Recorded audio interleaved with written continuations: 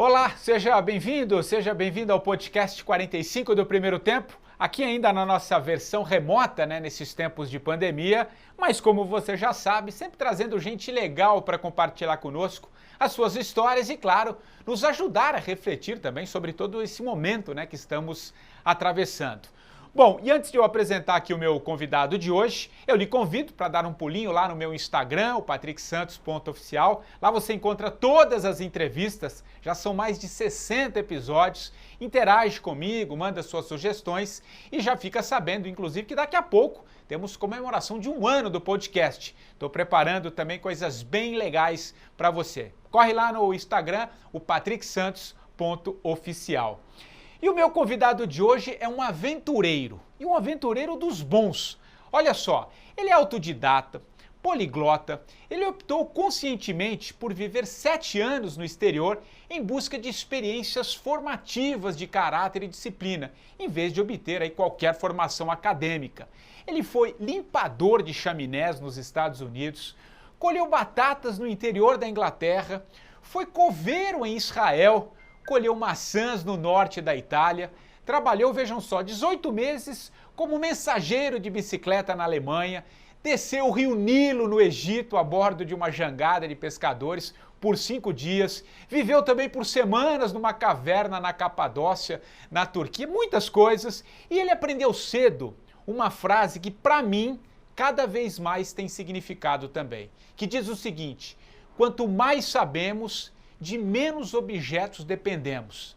Eu estou falando do Guilherme Cavalari, que já trabalhou também como ator, profissional de teatro, radialista, humorista, promotor de eventos, até cansa aqui de tantas coisas que ele já fez, assessor de imprensa, de comunicação, e hoje ele dirige a editora, sua própria editora, a Calapalo, e vive lá na Pérola da Mantiqueira, no sul de Minas, na cidade de Gonçalves. Tudo bem, Guilherme? Pô, que legal falar com você, cara. Obrigado por aceitar o nosso convite. Que currículo vasto você tem, cara. Fico até envergonhado aqui, fico um pouco intimidado. Mas, Patrick, obrigado pelo convite. É um prazer participar de um programa que busca orientar um pouco as pessoas para serem mais felizes e menos ocupadas, né? Vamos começar um pouco com essa frase, que para mim, acho que cada vez mais tem mais sentido para mim. E, inclusive nesse momento, que a gente está tão mexido, tantas coisas acontecendo. Será que a gente precisa de tanta coisa, cara, para tocar a vida? Você que já percorreu inúmeros países, tem uma vida muito aventureira. Fala um pouco sobre esse sentido e de que maneira isso conversa também com esse momento que a gente está atravessando. Será que a gente precisa de tanta coisa, cara? Olha, é subjetivo e relativo, né? O que é muito para um pode ser pouco para outro e pode ser nada para um terceiro, né? Eu acho que essa discussão ela é muito importante, ela é muito produtiva. A gente tem que estar sempre se questionando não exatamente o que eu preciso na vida, mas o que é essencial para a minha vida plena. Essa é a pergunta que eu sempre me fiz a vida toda, desde criança, que é o que eu preciso para ser pleno. Porque eu não gosto da palavra felicidade, né? Embora a gente use bastante, eu acho que plenitude é mais certeira. Então, eu estou constantemente nesse diálogo comigo mesmo, né? O que eu preciso, o que é essencial para eu viver plenamente. Então, estou sempre investigando isso. Eu passei o ano passado eu passei 4 meses na Ásia, quase o tempo todo na Mongólia, pedalando com nômades, vivendo autossuficiente, pesquisando exatamente isso, esse modelo nômade de vida, que na Mongólia ainda é forte, buscando essa resposta, né? O que é essencial para uma vida plena. E para você em especial, o que é essencial, cara? Por tudo que você viveu? Porque acho que você tem uma coisa muito legal e eu quis te trazer aqui por isso. Porque você tem muita vivência, né? Claro, isso é a tua característica, mas assim, você viajou o mundo inteiro, cara. Você conversa com gente de todos os lugares. Eu também acho que não precisamos trazer esse conceito de felicidade, mas o que é... Por tudo que você viveu, o que é viver na plenitude, ser pleno, como você disse, cara? Tá, eu acho que não tem uma fórmula única, mas eu acredito, né? Como você disse, eu sou um cara empírico, eu não sou um cara de muita teoria. Mesmo as línguas que eu aprendi trabalhando, vivendo, não aprendi em escola, né? Eu sempre entendi que a escola atrapalhava meu aprendizado, né? A escola não me deixava aprender, ela me forçava a decorar coisas que eram, obviamente, inúteis para mim. Então, eu preferi ser um autodidata e ser 100% empírico. Mas eu acho que a plenitude começa mesmo, o alicerce, na liberdade. Eu acho que se a gente não tem tempo livre, se a gente não é dono do próprio relógio, nada pode acontecer. Se a gente vende o nosso tempo, seja lá por que preço, a gente está vendendo a nossa essência. Então, não interessa o quanto a pessoa tem de grana, de posse, de diploma na parede, de título, de troféu na estante, se ela não tem tempo livre para falar, chega, mês que vem eu vou embora, eu vou passar 4 meses na Mongólia, ela não tem nada. Esse é um paradigma para mim. Começa por aí, começa pela liberdade. E acho que em cima disso a gente vai construindo outras essencialidades, né? Que aí passa por valores éticos, passa por não se conformar em que alguns tenham tanto e tantos tenham tão poucos. Eu acho que aí vai de cada um vai construindo os seus códigos, né, de valores, mas começa com liberdade. E é interessante que você falou essa questão do aprendizado, né? Eu acho que nunca se discutiu tanto agora, né? Eu acho que também tudo isso que a gente está atravessando acho que vem desconstruindo uma série de coisas. Acho que o próprio sistema educacional tem que ser pensado também, né, Guilherme? E te ouvindo aí, cara, e acompanhando um pouco, eu sempre li muito a sua história, acho que o aprendizado, a escola, tem que trazer um pouco o ser também, né, cara? Como é que você se constrói, né? Não é só ir bebendo e não reverter, né? Acho que tem um pouco o conhecimento do ser. Te ouvindo me trouxe muita sabedoria. Acho que a vida também nos ensina, assim, um pouco, né? Eu acho que você rodou e acho que você tirou muito dos lugares que você foi, porque isso é um pouco a vida também, né? Então, a vida, eu acho que esse é outro ponto fundamental, né? As escolas, elas são mais voltadas para a formação de mão de obra, não de ser humano. A gente aprende nas escolas a ganhar dinheiro, a ser produtivo e que esse trabalho nos possibilite depois comprar carro, casa, né? Pagar viagem, né? Pagar a escola dos filhos, etc. Mas, assim, a realidade é muito mais simples, é muito mais pé no chão, né? Por exemplo, eu acho que as escolas tinham que ter no currículo uma matéria que ensinasse as crianças a produzir comida, no mínimo para que elas soubessem de onde vem aquilo que elas comem, né? Algumas pessoas, eu nunca vi isso, mas eu já ouvi de várias pessoas assim, eu tenho um sobrinho que acha que leite vem da geladeira, né? Que leite vem da caixinha, que não sabe que leite vem da vaca, que ovo vem da galinha. Eu acho que também não é, isso é um pouco de pleonasmo, um pouco de exagero, né? Mas assim, a real é que a gente não sabe da onde vem a água que a gente bebe. Em São Paulo, eu morei muito tempo em São Paulo, da onde vem a água, né, que a gente consome? E a água é essencial, não tem substituto para ela. E o fato de a gente não saber da onde vem aquela água faz o rio Tietê ser o esgoto que é. A gente não faz a ligação direta, né? A água que eu bebo vem de um rio igual ao Tietê. Inclusive, a nascente do Tietê, ali em Salesópolis, é pura, é mineral, é limpa, né? Ele depois é destruído quando vai chegando perto da cidade.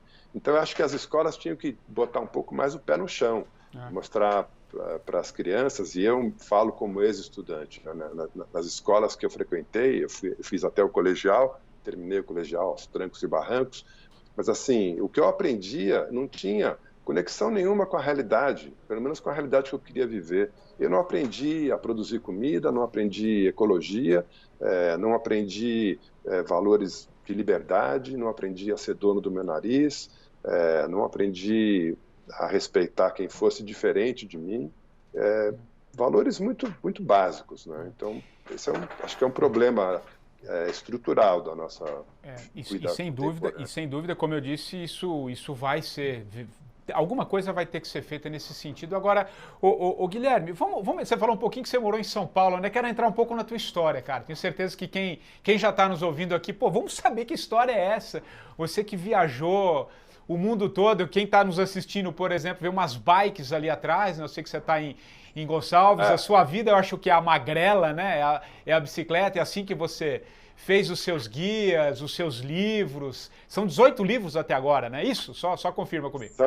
São 18 livros, eu estou terminando de revisar, já escrevi o 19º, que eu quero lançar agora em dezembro, que é sobre a Mongólia, e a maioria deles é sobre bicicleta, mas são livros de aventura, livros de experiências que eu vivi em contato com a natureza, ou de trilhas, roteiros que eu inventei ou mapeei. Então, é um trabalho, e aqui a minha casa é uma escola de aventura. Eu recebo pessoas do Brasil inteiro que têm interesse em viajar autossuficiente, acampar selvagem, em ter uma pegada mais ambiental, simplificar a vida. Então, eu ensino técnicas, conceitos, mostro equipamento e saio com os alunos para fazer experiências práticas, né? A gente acampa e caminha, pedala, etc. Então, um trabalho... eu acho que para a gente alcançar a nossa essência, né, saber quem a gente realmente é, a gente tem que ir para a natureza, porque é da natureza que a gente veio. Nós somos um bicho como qualquer outro, né? Um mamífero como tantos. E a gente veio da natureza, passou centenas de milhares de anos vivendo junto da natureza. A gente vive em cidade grande, em ambiente artificial, faz pouco tempo na nossa história, né, na nossa evolução. Então, eu acho que para a gente se conectar com a nossa essência, quem nós realmente somos, a gente tem que voltar para a natureza. Pode até voltar com tecnologia, pode até voltar com aparatos modernos, mas a gente tem que voltar para a natureza. Então, é isso que eu faço aqui. Eu tento encaminhar as pessoas para um retorno prazeroso, seguro e didático, de volta, né, para o meio natural. E com certeza você está num paraíso. Eu até falei no começo aqui, Gonçalves é uma pérola da Mantiqueira. Eu com muita frequência vou também para a cidade. É uma delícia. Até cito no meu livro, né? Eu quando no auge ali da minha vida executiva, quando eu precisava... Eu cito o seguinte, viu, Guilherme? Quando eu não conseguia mais ver o horizonte assim, cara, eu falei, é hora de eu ir para Gonçalves. Eu precisava, então eu passava os fins de semana, feriados, pelo menos eu voltava com fôlego um pouquinho renovado, mas depois fui entender que não era só isso, eram outras coisas, e talvez você tenha entendido até antes, e aí eu quero que você conte a sua história. Você falou que morou em São Paulo, eu sei que você também é radialista, trabalhou na Transamérica, enfim, você foi ator, como eu disse aqui no começo, mas eu queria que você falasse um pouquinho em que momento que você virou a chave, cara, assim, que você falou, poxa, eu vou colocar uma mochila aqui, vou pegar a bike e vou me aventurar, eu vou viver minha vida, vou viver meus propósitos. Eu quero que você compartilhe com quem está nos ouvindo aqui. Que momento que você virou a chave? Você falou, é por aqui que eu vou. Então, eu acho que eu identifico, sim, o momento exato na minha vida em que as coisas descarrilaram, né? Que sair dos trilhos, sair daqueles trilhos da sociedade que colocam a gente desde pequenininho, né? Eu nunca gostei da escola, eu sempre adorei aprender, eu sempre adorei estudar, eu aprendi a ler cedo, aprendi a ler antes de ir para a escola, inclusive, tamanha era a minha paixão pelos livros. Então eu não tinha dificuldade de aprendizado, o que eu tinha era uma indisciplina muito grande contra a autoridade que era imposta, e a escola é isso. E eu nasci em 62, logo 2 anos depois do meu nascimento, o Brasil entrou na pior fase, uma das piores fases da sua história, que foi a ditadura militar. Então eu cresci, me tornei gente dentro de um regime ditatorial, onde não havia liberdades, só havia deveres, não havia direitos, onde pessoas eram presas, torturadas, assassinadas e os corpos eram desaparecidos. Então eu sempre tive consciência disso e sempre me incomodei muito. E a escola era uma extensão dessa ditadura. A escola vinha com um currículo pronto, tentando fazer de mim um engenheiro, um médico, um advogado, sem perguntar o que eu queria ser da vida. E eu me revoltei com isso cedo e tive um divórcio, né, com a escola. A escola não era um lugar de prazer para mim, era uma câmara de torturas. E não porque eu não gostasse de aprender, era o contrário. Eu queria aprender, só que não ali, não daquele jeito. E aí não consegui terminar o colegial, né? tomei pau na 7ª série, tomei pau na 1ª série, mas era por esse divórcio. E aí minha família, eu tinha 17, tinha acabado de fazer 17 anos na época, e tinha abandonado o primeiro colegial. Falei, não vou fazer de novo essa história, não quero estudar. E minha família, assim, meio desesperada, esse menino está desencaminhado, o que vai ser dele, né? Pelo amor de Deus. E aí minha família não tinha grana, né? Vou fazer o que com o moleque, né? Desse jeito. E um primo que tinha um pouquinho mais de recurso, mas também não era tudo isso, falou assim, olha, eu consigo juntar uma grana aqui. E esse primo tinha feito um intercâmbio nos Estados Unidos e falou assim, manda ele fazer um intercâmbio aí nos Estados Unidos, eu pago a passagem, mais nada. E, coincidentemente, né, para quem acredita em coincidência, né, eu sou mais na linha da sincronicidade do Jung, mas... Somos dois. Mas aí, então, por sincronicidade, justo nessa época, apareceu uma chance de um convênio, de um intercâmbio para eu passar 2 meses, no máximo 3 meses, em Boston, nos Estados Unidos, onde eu teria casa e comida garantidas. E eu só tinha que comprar a passagem, mais nada. Esse primo chegou, deu a passagem, eu fui com 17 anos, ele ainda me deu $50, né? Leva esse dinheiro aqui para você tomar umas cocas lá. Cheguei nos Estados Unidos, eu não falava inglês, mas né, também tinha estudado na escola, e eu tenho facilidades para a língua, mas não falava inglês. Bom, resumindo a história, em vez de ficar 3 meses, eu fiquei 2 anos, porque conheci uma família americana que me acolheu, eu morei com eles. O meu padrasto, né, meu foster father americano, era limpador de chaminés, ele me deu um emprego, eu passei a ser o assistente dele. Então, com 17 anos, eu comecei a trabalhar, aprendi uma língua nova, tive contato com uma cultura nova, ganhei dinheiro, comprei um carro, né? Carro nos Estados Unidos é preço de banana, então eu comprei um carrinho, passei 1 ano e pouco trabalhando com essa família, fui embora, comprei uma van, equipei essa van e comecei a morar nela. Passei meses e meses morando na van, com 18 anos de idade, viajando, cortando grama para pagar comida e pagar gasolina. E aí, com 18 anos eu falei, cacete, eu sou livre. Eu sou livre, sou dono do meu nariz, sou adulto, não sou mais criança. Por que eu estou perdendo meu tempo estudando para ganhar um diploma, para depois não saber o que fazer, né? Virar engenheiro, depois né, dirigir Uber? Não é, na época não tinha Uber, né? Mas tinha táxi.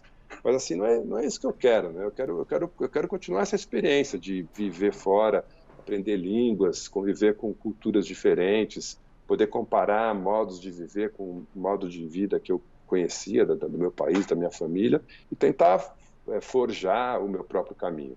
Então, com 17 anos, aconteceu isso na minha vida, né? Não foi planejado.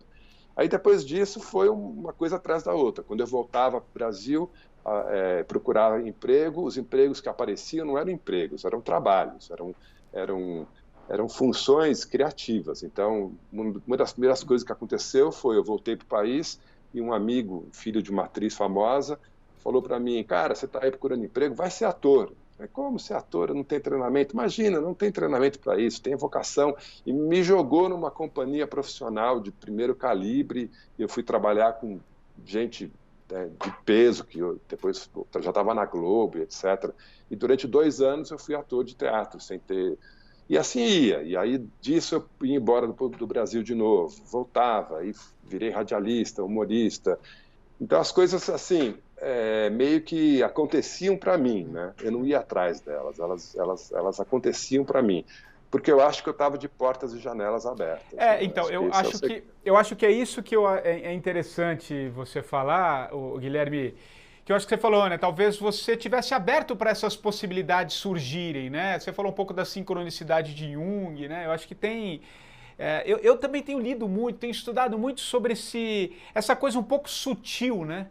Que às vezes a gente não dá muita atenção, mas ela às vezes nos encaminha, né? E como se fosse um curso natural das coisas, né? Mas para isso você tem que se colocar um pouco à disposição, né? Acho que se entregar um pouco, né? E eu acho que livre. Eu acho que é exatamente isso que você falou, né? Ser livre, né? Você se apresentar um pouco para o mundo de alguma maneira. Agora, mas para isso você tem que aprender a lidar com uma outra questão, que é isso que eu queria também te trazer, né? O medo, né? Eu acho que é esse que é o grande... eu tenho certeza que em algum momento você também... Não é que você tinha extremamente corajoso, né? Mas assim, como é que você foi lidando com isso e como que isso foi te organizando nessa sua trajetória, cara?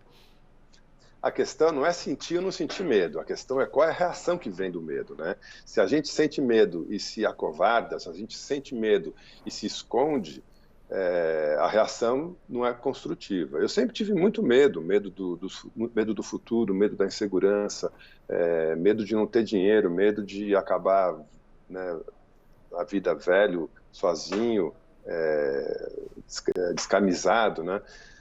Eu sempre tive muito medo. Eu lembro com clareza a primeira vez que eu subi, depois de 6, 7 meses de ensaio nessa peça de teatro que eu trabalhei, uma superprodução.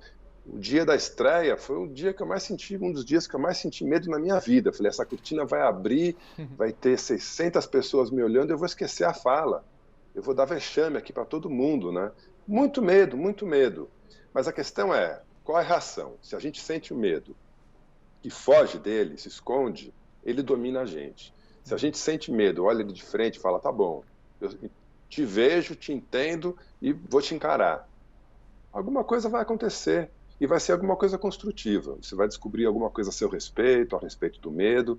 E acho que assim, essa é a postura que eu meio que fui empurrado na vida. Quando eu fui com 17 anos para os Estados Unidos sozinho, $50 no bolso, você acha que eu não tinha medo? Eu estava me cagando de medo. Claro. Me borrando de medo. Desci num aeroporto à noite em Boston, a pessoa que ia me buscar atrasou 2 horas. Eu fiquei 2 horas naquele aeroporto, num país que eu não conhecia, numa língua que eu não falava, pensando, bom, é aqui, né? É aqui que tudo acaba. Não é aqui que tudo começa, né? É muito medo. Mas assim, qual é a reação? Se a gente reage com covardia em relação ao medo, é assim que a gente vai construir a vida, né? Tomar as decisões, seguir aquilo que tem que ser feito, apesar do medo, né? É mais ou menos isso, né? O medo é uma reação instintiva de sobrevivência. Todo bicho tem medo e o medo é que mantém ele vivo. Então, o medo é essencial. Quem não sente medo é psicopata, é louco. A gente tem que sentir bastante medo. O que a gente não precisa é se entregar a ele, né? Ficar imóvel, paralisado. Essa é a reação que eu conscientemente me recuso a assumir. Ô Guilherme, eu estava lendo até uma frase, não sei se foi numa entrevista ou alguma citação tua aqui, que fala assim, quando a gente se lança ao desconhecido é a melhor forma de autoconhecimento que existe. Né? Eu assisti, e até vou me posicionar aqui para quem está nos ouvindo e nos assistindo, eu assisti o teu documentário Transpatagônia, né, que são 6 meses, né, que você faz... O documentário relata uma viagem que eu fiz 6 meses. Sozinho de bicicleta, 6 meses por toda a Patagônia e a Terra do Fogo. Então, e esse documentário, eu lembro que acho que foi na Netflix que eu assisti, não sei onde está hoje, enfim, mas na época acho que foi na Netflix que eu assisti, e eu ainda estava na minha vida, estava naquela vida louca, para a gente usar aquela expressão, né, aquela vida agitada, que você começa a perceber que as coisas não faziam mais sentido, mas aí tem um medo, uma série de questões, cada um reage de uma maneira, mas enfim. Cara, numa certa tarde eu assisti o teu documentário, né? Ele tem um pouco mais de 1 hora, cerca de 1 hora, enfim. Cara, eu assisti aquela tua trajetória, você com você mesmo, aquele período, você dormia em beira de estrada ali, você arrumava os lugares, com aquela paisagem magnífica, a tua companhia era você mesmo, e você vai narrando aquilo, você vai... cara, é muito legal, foi muito transformador para mim aquele documentário, assim, ele mexeu demais, né, ele trouxe um poder, pô, olha aí, sabe, é possível muitas coisas. E por que eu tô te falando isso? E para quem está nos ouvindo? Porque a gente talvez não tenha noção dos efeitos que isso tem para outras pessoas, né, que eu acho que esse que é o teu propósito também, digamos, viver a sua vida, mas também inspirar outros, e de alguma maneira isso me inspirou. E eu queria que você falasse um pouquinho vamos trazer um pouquinho esse documentário e trazendo um pouco dessa relação você com você mesmo, porque quando a gente está bem com a gente, né, quando a gente tem talvez a gente como o melhor companheiro, não que você não possa ter milhares de amigos, eu tenho certeza que você tem muitos espalhados por todo mundo, mas tem um pouco ali você com você mesmo naquele período, né, cara? Conta um pouquinho dessa coisa transformadora que foi essa fase. Acho que eu estendi muito, falei demais, mas acho que eu queria primeiro te trazer esse relato, que para mim me ajudou muito, e eu queria te ouvir, cara, sobre isso. Legal. Bom, eu não sei se foi o filósofo Nietzsche ou Schopenhauer, um dos dois, disse que se a gente não está bem com a gente mesmo, a gente vai estar em má companhia a vida toda, né? Perfeito. Porque não tem jeito, não tem jeito.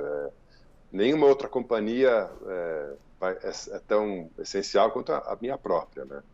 Então a gente tem que lidar bem com a solidão, né? A solidão, em boa companhia, não é solidão, né? Não é triste. Então, assim, essa história do Transpatagônia foi bastante interessante e didática, assim, construtiva, não só para quem assistiu o documentário ou leu o livro, né? Porque tem um livro também chamado Sim. Transpatagônia, Pumas Não Comem Ciclistas. Mas para mim também, porque eu fiz 50 anos nessa viagem da Patagônia. Então, não foi É verdade. É verdade. não foi uma viagem de adolescente, foi uma viagem de uma pessoa madura, né? Entrando já na fase final da vida, né? Não foi uma viagem, foi uma viagem de descoberta, mas de descoberta muito madura, porque eu já trabalhava como autor, né? Na época eu já devia ter uns 15 ou 16 livros, acho que 16 livros já. Eu já tinha a minha editora, já trabalhava naquilo que eu gostava, já fazia o que eu queria, já sobrevivia com bastante dignidade vendendo os meus livros, dando cursos, etc. Mas eu percebi que a editora, de sonho, né, de trabalho, tinha virado uma empresa. Eu falei, caramba, eu estou aqui fazendo livros que eu sei fazer, mas eu não estou me arriscando mais, eu estou jogando um jogo de segurança, estou repetindo fórmulas que eu inventei, que eu criei, mas que já viraram fórmulas, e não é isso que eu quero para a minha vida, né? Eu não quero... eu descobri um caminho, né, para ser livre, eu descobri um jeito de me encontrar, de encontrar a mim mesmo, mas a partir do momento que eu me acomodar nisso e continuar repetindo esses padrões, eu vou perder essa liberdade, eu vou passar a ser um mecânico, né, da minha vida. Eu não quero isso. Eu preciso tal do reinventar, né? Eu preciso me reinventar. Não tinha nada errado com a minha vida, estava tudo bem, mas eu estava insatisfeito em estar repetindo processos. E me lembra uma frase, acho que do Vinícius de Moraes, que ele dizia que se eu acordo de manhã e começo a fazer a barba pelo mesmo lado do rosto, tá errado, é rotina, preciso quebrar isso, né? Então, fui atrás de quebrar essa rotina. Falei, não, eu preciso me explorar mais, né? Me explorar a mim mesmo. E aí decidi, vou passar 6 meses sozinho, pedalando na Patagônia, que é um lugar que eu já tinha ido várias vezes, mas eu queria conhecer a fundo, e em pouco tempo me atirei nessa aventura. E sabia que dali eu tinha a intenção de fazer um livro, de relatar essa minha experiência, né? Mas seria um livro diferente de tudo que eu tinha feito até então, né? Eu tinha feito muito mapeamento de roteiro, muito livro de bicicleta ou de caminhada. Esse eu queria que fosse um livro de literatura, né? Um livro de narrativa, de filosofia, de história, uma coisa que fosse mais profunda. E me atirei nessa aventura, sem saber direito o que ia acontecer. Eu só tinha um roteiro que eu iria do extremo norte ao extremo sul e voltaria ao extremo norte, ida e volta. Eu sabia só isso. E as coisas foram acontecendo e, né, a viagem terminou na data certa. Eu visitei todos os lugares que eu queria visitar, ou tentei chegar a outros lugares e não consegui. Então, os obstáculos que eu não pude ultrapassar foram encarados com naturalidade. Os sucessos, né, as conquistas que eu tive foram encaradas com naturalidade também. Então, não teve nem depressão, nem excesso de alegria, né? Eu consegui aceitar tudo que a viagem jogava no meu colo. Voltei, escrevi o livro, fiz o filme documentário com o meu sócio, o diretor, que é o Cauê Steinberger, que é um cara super talentoso, que até hoje a gente faz coisas juntos, e inaugurou uma nova fase da minha vida, né? Que essa fase que é mais literária, mais filosófica. Então, de lá para cá, eu tenho feito livros de literatura, né? De narrativas de viagem, não mais livros técnicos de guias ou manuais, né? Que era o que eu fazia antes.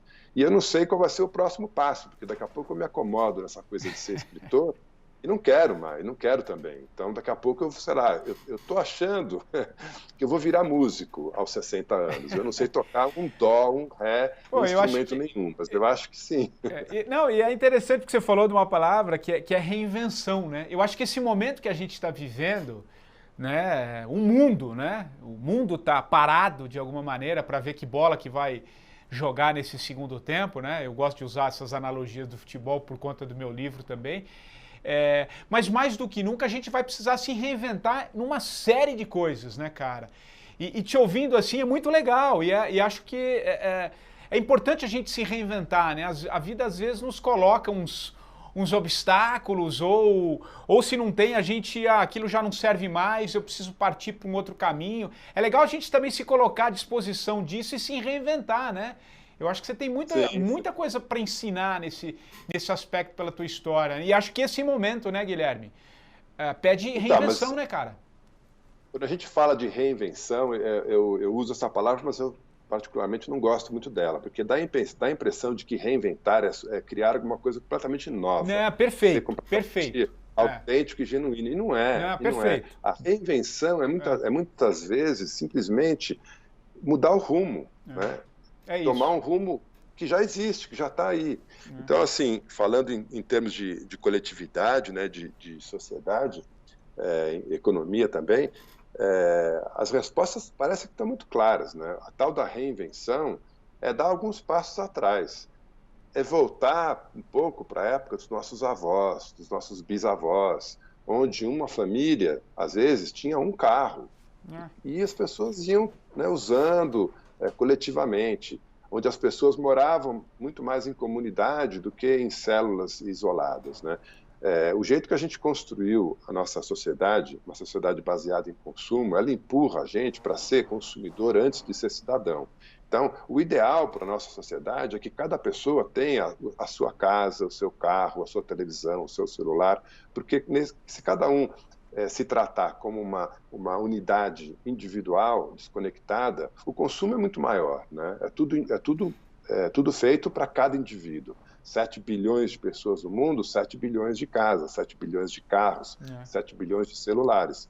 Só que a gente já entendeu, a ciência já provou para a gente que não dá, que o planeta não comporta esse tipo de consumo. Mas os nossos bisavós, nossos avós, já nos deram um exemplo de vida mais comunitária, mais simples, menos consumista, que funcionava, né? As pessoas tinham, às vezes, uma hortazinha no jardim, tinha uma galinha no quintal. Eu estou falando de São Paulo, onde eu nasci, o bairro que eu nasci, no Tucuruvi. Eu lembro, eu era criança, meu vizinho tinha galinha, e não era uma roça, ele morava numa casa, ele tinha uma galinha no quintal dele. Então, por que a gente perdeu isso, né? E hoje a galinha é uma fábrica, não é uma granja, não é um galinheiro, é uma fábrica, onde a galinha é empilhada, né, em prateleiras, uma cagando na cabeça da outra, elas não conseguem nem andar, porque elas nunca andaram na vida, nasceram sentadas e vão morrer sentadas, e a gente come isso chamando de alimento, né? Tudo errado. Então, acho que o reinventar hoje é muito mais olhar para trás e olhar para dentro, do que tentar descobrir um caminho novo, inventar a roda, porque não é esse o caso, né? Não é carência de tecnologia ou de criatividade, é muito mais uma persistência em modelos que a gente já percebeu que estão errados, né? Que eles erraram em algum momento do percurso, né? É um pouco aquilo que você falou logo no começo, né? O necessário e o supérfluo, né? Tem muitas coisas que, no fundo, você vai perceber que não precisa, né? Eu acho que a gente está tendo essa oportunidade. Eu não sei, a decisão é sempre pessoal, né? Cada um, né, se encontra e toma os seus caminhos, os seus rumos, enfim. Eu digo que esse momento que a gente está vivendo é uma oportunidade para a gente olhar para todas essas questões, né? Então eu acho que talvez seja a grande oportunidade, né, Guilherme? Não sei se você vê assim também. E olhar enquanto comunidade, olhar socialmente, não olhar individualmente. Exato. Eu acho que qualquer solução que é boa para mim, só para mim, não é boa para ninguém. Perfeito. E a mesma coisa para resolver problemas. Se eu resolvo um problema que é meu e acabou, né? Aí se resume a solução, eu não resolvi problema nenhum, né?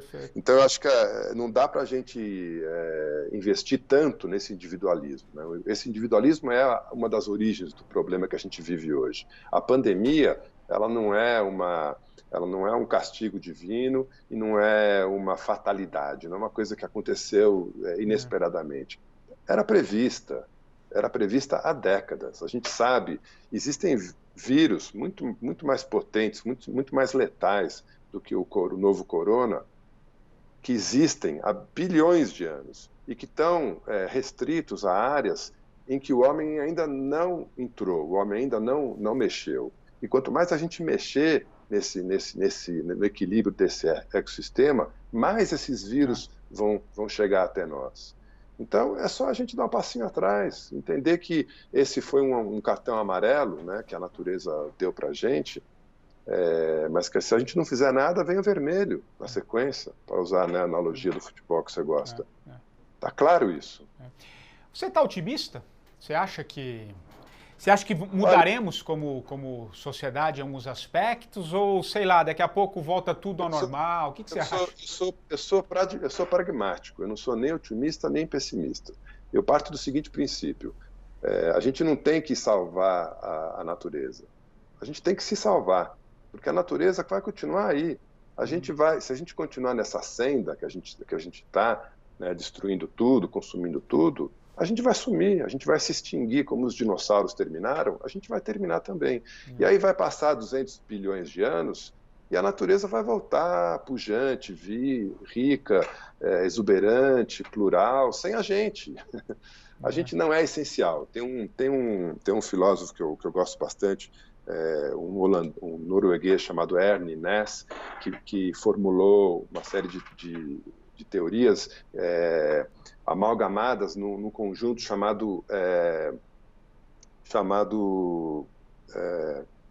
deu branco agora, ecologia profunda, né? A ecologia profunda nada mais é do que a natureza sem o antropocentrismo. Nós, seres humanos, somos um pedacinho de um fio, de uma imensa teia de aranha que compõe todo o universo. A gente não tem mais importância do que uma formiga, uma barata, uma mosca. A gente tem a igual importância. Tudo tem a sua função. A hora que a gente deixa de nos entendermos como parte de um complexo, de uma unidade de um todo, harmônica muito grande de um todo, a hora que é o que a gente está fazendo há muito tempo, né? A gente é antropocentrista, a gente colocou o homem no centro do universo, né? E construiu religiões e filosofias para justificar isso. Então, nós somos feitos à imagem e semelhança de Deus, né? Está escrito na Bíblia. Quanta arrogância, quanta prepotência, né? Por que isso, né? Mas isso é para justificar os nossos atos egoístas. Então, o Erne Næss foi lá, desconstruiu tudo isso e reconstruiu com essa ideia, né, da ecologia profunda. Então, se a gente não fizer nada, o que vai acontecer essa ecologia profunda vai engolir a gente. Então, eu sou otimista ou pessimista? Não, eu sou pragmático. Eu acho que a gente, como ser consciente, a gente tem opções a tomar, a gente consegue escolher caminhos, né? Outros seres, outros bichos não conseguem, a gente consegue. Então, a gente vai pagar pelas nossas escolhas, boas e ruins, ponto final. Então, não tenho nem otimismo nem pessimismo. Eu acho, sinceramente, que essa pandemia vai passar como a gripe espanhola passou, como a pandemia de ebola passou na Libéria, como a AIDS, né, está passando. A gente não aprende tão facilmente, sabe? Porque existem forças muito grandes que empurram o tal do trilho que eu falei no começo da conversa, né? A gente nasce, cresce, e existem trilhos, né, que a sociedade, a família meio que coloca a gente. Esses trilhos estão aí. A pandemia não mexeu neles, eles continuam existindo. Então, não vai ser a pandemia que vai ilustrar a gente, né, a nossa cabeça. A gente não vai sair dessa pandemia melhor do que entrou. Acho que foi o Suplicy, o Eduardo Suplicy, que falou isso numa entrevista. Ele falou, a pandemia é uma panela de pressão. Se você botar batata na panela, você cozinha batata. Se você botar cenoura, você cozinha cenoura. Não dá para botar batata e esperar que dali saia cenoura. Isso é verdade, é verdade. Guilherme, a gente está caminhando aqui para o fim da nossa conversa, mas eu queria só trazer mais uma questão, até por todas as realizações que você fez, esses caminhos que você foi seguindo, essas reinvenções, ou não reinvenções, mas essa mudança de curso muitas vezes na sua vida. Eu vi uma frase tua que eu acho muito legal também a gente compartilhar aqui com quem nos ouve, quem nos assiste. Você diz o seguinte, que quando a gente coloca muita energia numa coisa, a probabilidade de dar certo é muito grande. Foi assim com você nos projetos que você tocou? Energia que eu quero dizer assim, é você focar. Fala um pouquinho disso, porque tem a ver com esse universo todo aqui, e eu acho que a gente vai precisar também nesse momento de que tem tanta gente quebrando, tem tanta gente se transformando, o quão importante a gente colocar essa energia e esse foco, e foi assim que você fez com a sua vida, cara.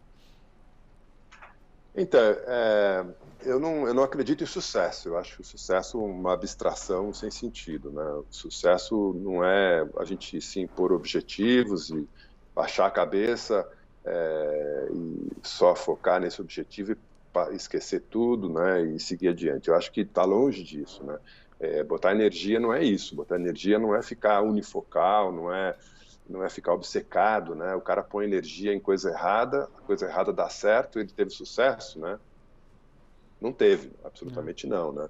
Podemos usar exemplos mundanos, né? O cara põe lá, né? Meu objetivo é ter uma Ferrari, e ele trabalha 30 anos, foca, e aos 30 anos mais tarde ele conquista uma Ferrari. Ele teve sucesso? Eu acho que não. Eu acho que ele passou 30 anos obcecado por um objeto e perdeu N oportunidades profundas de vida em função de um objeto. Então, eu não vejo sucesso nisso.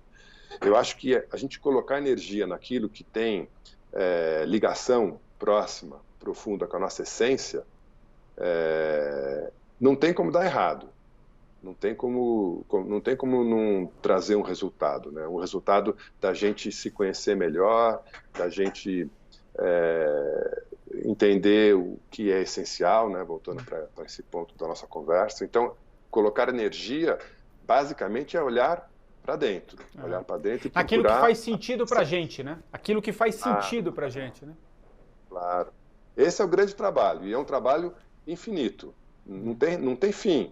Não é que em um determinado momento o cara se ilumina, fala, poxa, entendi quem eu sou, entendi a vida, entendi o mundo. Não. O mundo está em constante mudança, né?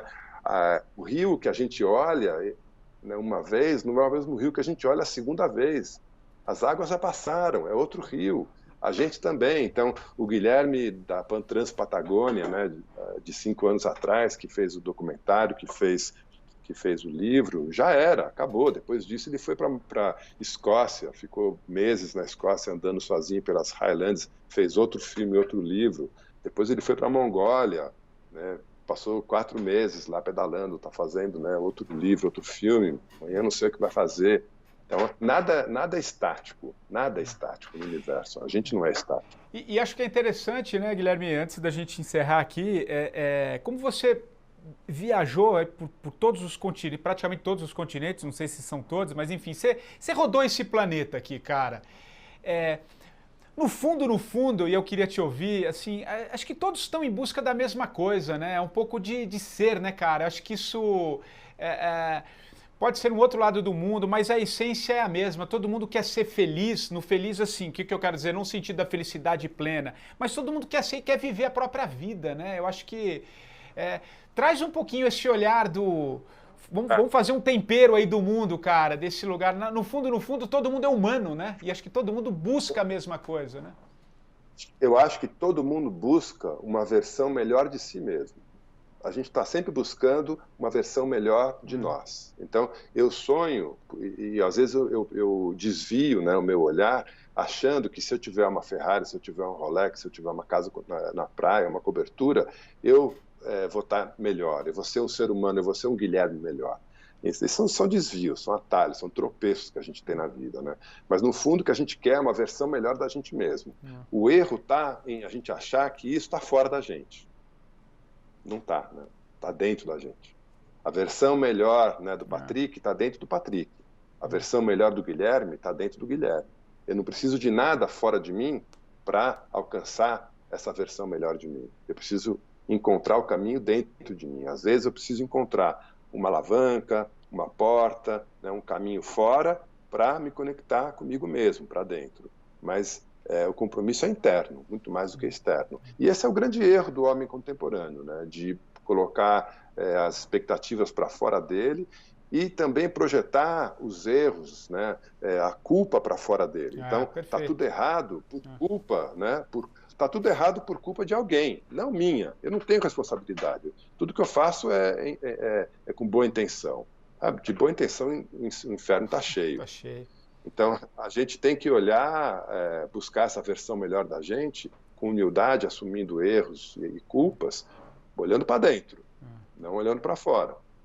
E se aceitando, né? Eu acho que... E se aceitando de alguma maneira, né? Porque às vezes a gente resiste, né? E tem que deixar as coisas fluírem um pouco mais, como você citou cachoeira, como as cachoeiras de Gonçalves, deixar as coisas vão seguindo um certo curso, né, cara? Você me fez lembrar um medo muito grande que eu tinha na adolescência, na época da escola, antes de decidir, né, vestibular, essas coisas, que era, eu lembrei disso agora, eu pensava muito assim, puxa, eu estou com 16 anos, daqui a pouco tenho que prestar vestibular, mas eu vou prestar vestibular para quê? Se eu escolher medicina, eu vou matar o engenheiro dentro de mim. Se eu escolher engenharia, eu vou matar o advogado dentro de mim. Então, eu entendi assim que qualquer escolha que eu fizesse era, antes de tudo, a eliminação das outras escolhas. Isso era um terror, eu sofri muito com isso. Tanto é que não consegui, não prestei vestibular, não fiz faculdade, porque eu não conseguia matar as outras possibilidades, né? Como é que eu ia afogar todo esse universo de chances, né, potencialmente abertas, para escolher uma apenas, em função do quê?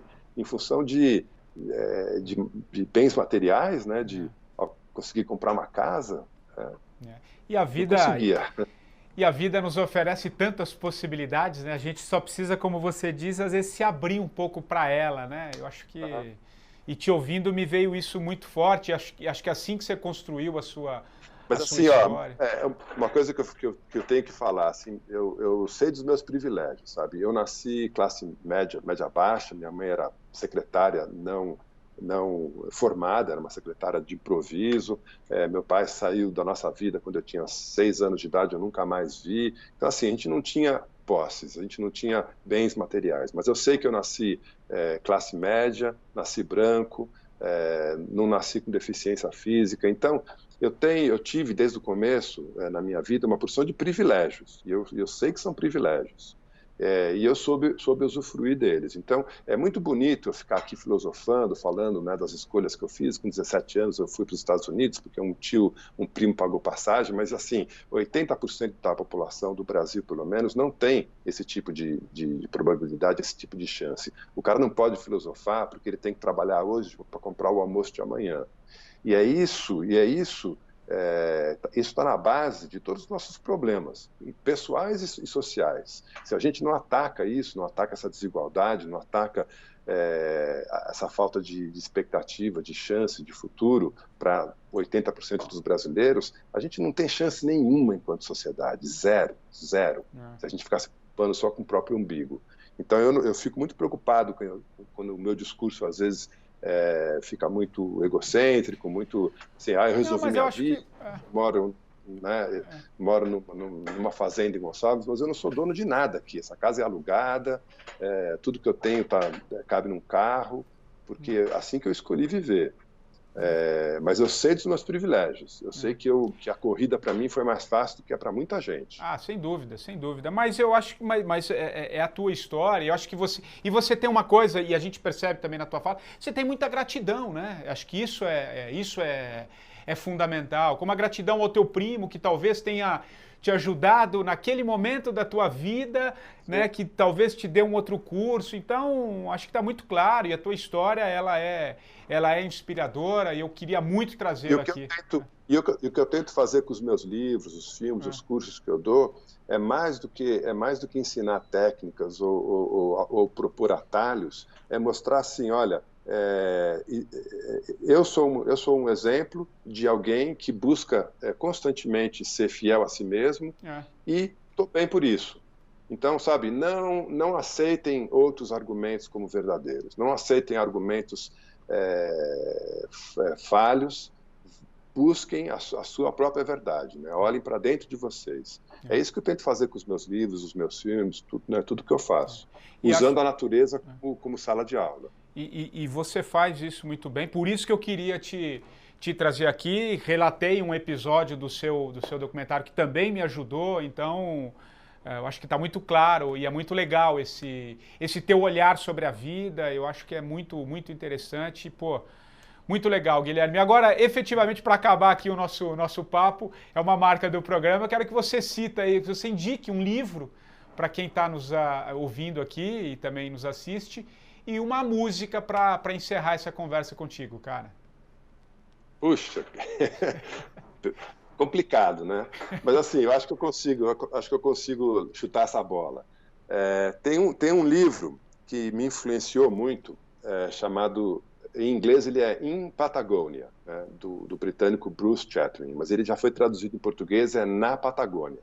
Bruce Chatwin foi um cara que revolucionou a literatura de viagem, a literatura de aventura, colocando muita psicologia, muita filosofia numa narrativa de expedição, numa narrativa de viagem. Então, o Bruce passou em 76, se não me engano, ou 75, não sei, na década de 70. Ele passou 6 meses também sozinho, viajando pela Patagônia.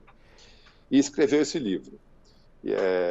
Eu me inspirei nesse livro para fazer a minha viagem. E ele é o escritor que mais me influenciou, né, de todos que eu gosto, todos os tantos que eu gosto, né? Então eu acho que Na Patagônia, do Bruce Chatwin, é um clássico de literatura de viagem, que eu recomendo para todo mundo. Que legal. E deixa eu até te interromper, já que você falou de literatura de viagem, e eu gosto muito, me ocorreu aqui, rapaz, porque olha que interessante, não são essas sincronicidades. Eu estou relendo também um livro que é de literatura de viagem, que eu não sei se você conhece, e aí já cabe também aqui para quem está nos ouvindo, que já pega 2 dicas ao mesmo tempo, que chama Um Adivinho Me Disse, do Tiziano Terzani.